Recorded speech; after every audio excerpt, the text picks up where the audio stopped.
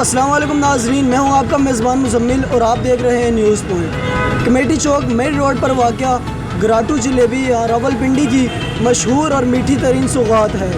آئیے ان سے بات کرتے ہیں اور جانتے ہیں ان کے ہاتھ کا ذائقے کا کیا راز ہے۔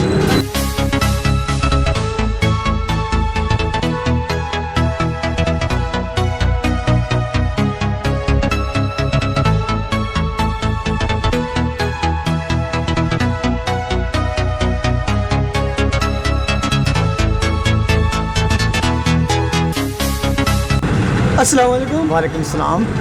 یا آپ ایسی کون سی خاص چیزیں استعمال کرتے ہیں کہ آپ کے ہاتھ کی بنی جلیبی یہاں پہ سب سے منفرد ہے؟ اس پہ اسپیشل ہوتی ہے نا، چولا کا آٹا ہوتا ہے، دال ماش ہوتی ہے، میدا ہوتا ہے، یہ بغیر مسالے تو ہوتی ہے، اس لیے لوگ زیادہ پسند کرتے ہیں۔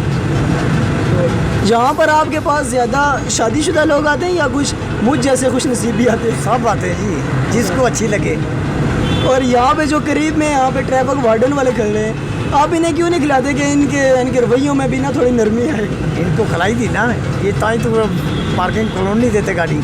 اچھا، ان کو خدمت کرے گی تو یہ کھلون دیتے نا گاڑی۔